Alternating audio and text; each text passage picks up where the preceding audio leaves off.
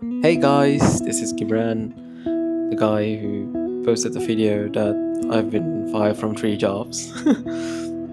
It's something not to be proud of, but it's my story, so I'm really glad that I would be able to tell a story.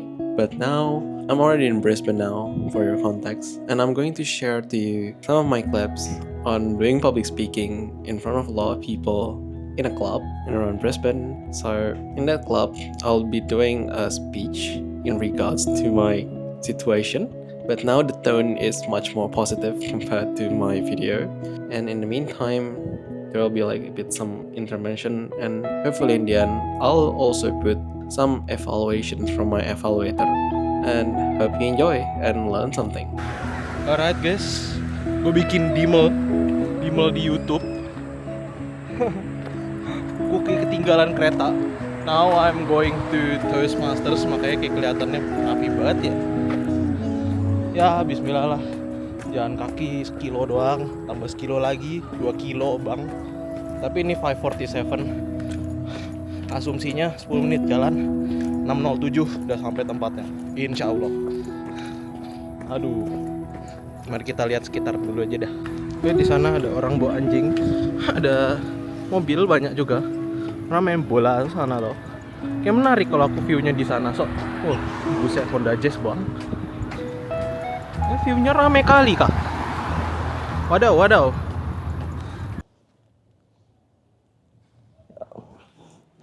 Thank you, Steven. Cheers. Yes.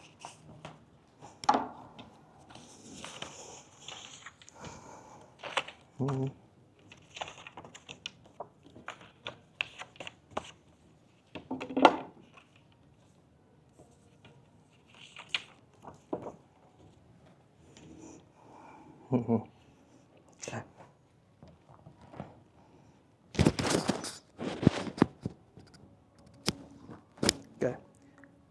Good evening, fellow Toastmasters and guests.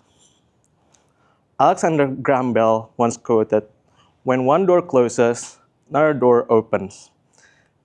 This is very relatable to me because late November of last year, one of my doors just closed. I've lost my job in engineering consulting. And another fact, I've lost 3 jobs over the past 2 years of my life in Australia. And you know another fact? I'm only 23 years old. Truthfully, it contains, I'm not too sure on what's going on.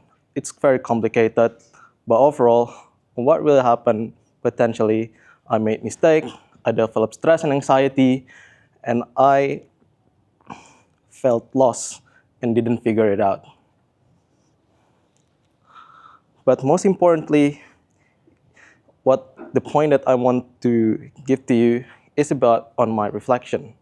So moved back many months ago, I felt so lost, so I set back to go home to Indonesia for 2 whole months. In there, I recouped with my family, and I began to be happy again. I started to reflect again on last year. I began to ask myself some questions. What things that do not work for me last year, and what things that I haven't tried last year? Turns out, there is something that I always do, doing reflection, making myself some journals. But when I do try to reflect back on my stack of notes that I have created for a long time, consistently, not every single day, but still a lot of them, they're all very messy stack of notes. And when I took a look at one of those notes, the terrible writing. And that's why I keep remembering, that's why I left them to dust on the past, even when I was still writing them. But if I don't even want to read my own journals, does that mean my life story in 2024 sucks? Of course not. In fact, I really have the best time of my life in 2024. I met a lot of great people, have great experiences. However, it's just my way of telling myself that story that sucks. In addition, if my life story is very interesting, why don't I tell them? Why don't I tell all of those stories as well to other people? So I began to think about something that I haven't really done, that I always wanted to do, something I like to try. And it's about making videos. Yes, I know we took a lot of videos, we took a lot of photos, but I guess like it's mostly about the environment around us. It's about cool places we visit, but it barely ever even about it. It rarely make the case that it's all about us, but what we feel at the moment when we are in this place. It's rarely about our face because it's very hard. You need to ask someone to do it, and sometimes it's just really hard, to do this. So then, I decided that it's something that I'm going to do. I'm going to record myself a lot more on this year. I decided to do something called vlogging. So it's about so what I try to start doing vlogging is firstly I start recording myself on a moment where it feels good and also on a moment where it feels bad. And next, I edit it to make a cool video, and then I post the video. I send it to everyone, no more secrets.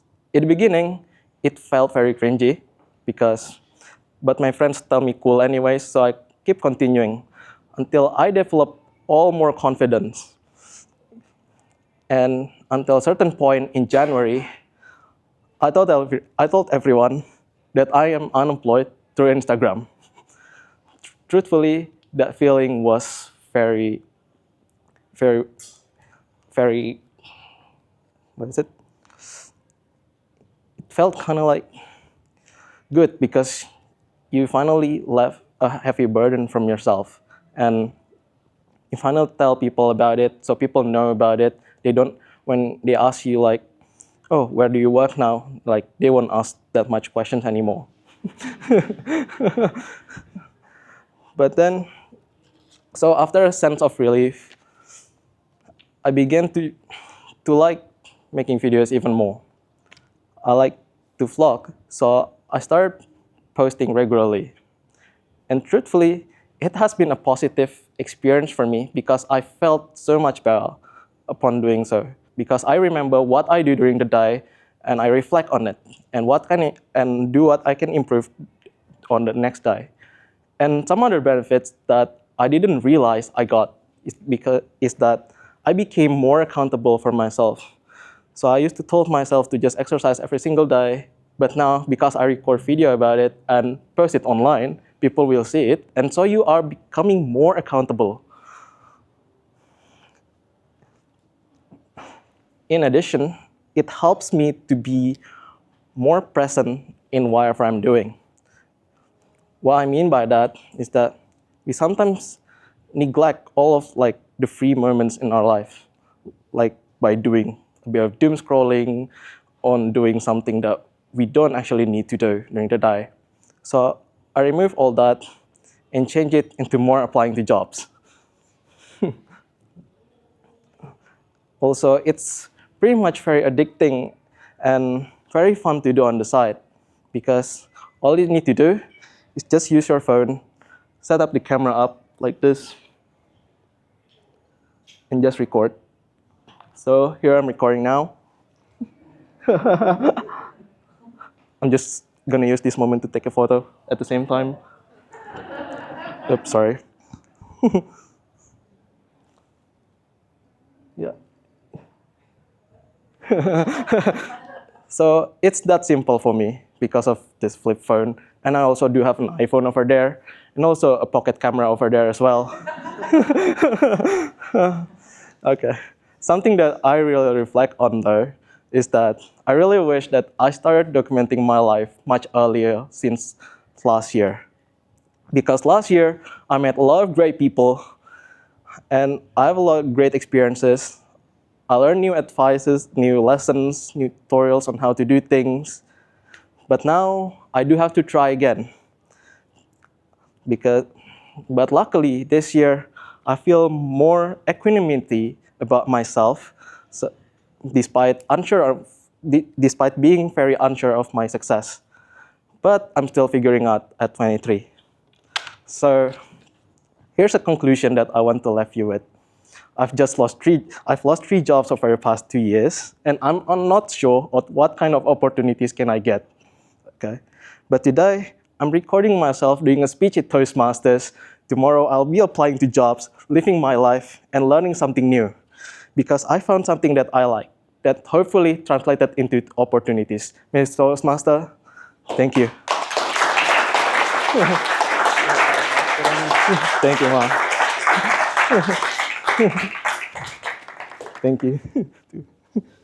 There's something to be sorted out and fixed. And then the speaker took us through a journey of discovery, the journey of how he went from that problem to a solution. And that involved reflection, it involved looking back for something that he could grab onto, like finding a way, and then mastering that through practice. So we heard that in the storytelling. Quite well done, engaged us from the very beginning and finished with an absolutely amazingly powerful conclusion.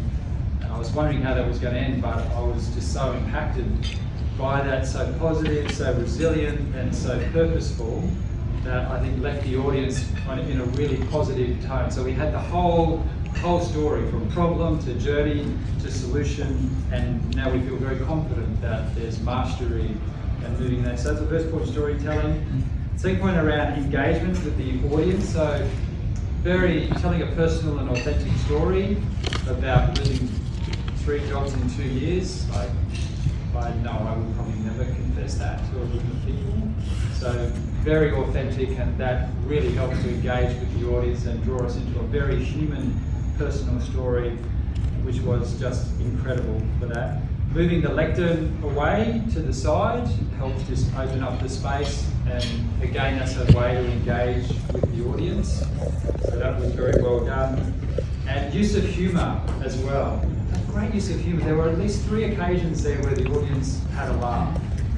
So very good. Use of humour was a great strength in engaging with the audience. So congratulations there. And my third point there is just around being comfortable with the audience. And so our speaker tonight just kept his head up all the time, and eyes were looking at the audience. There was no or very little looking down at the floor. So that was, and an open stance as well. Hands were offered like this and very open. So again, that was just a very good way to know that you're feeling comfortable with the audience. So taking on Ben's point, some things to practice for progress.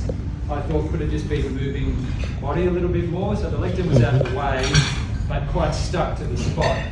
And so it doesn't have to be much, but some little movements this way or that way, just into the space. I think it really would have opened it up a little bit. And focus on some vocal variety. So really, with those strengths of storytelling and a great engagement with the audience, I'm looking forward to being blown out of our minds with more talks from you. Thank you.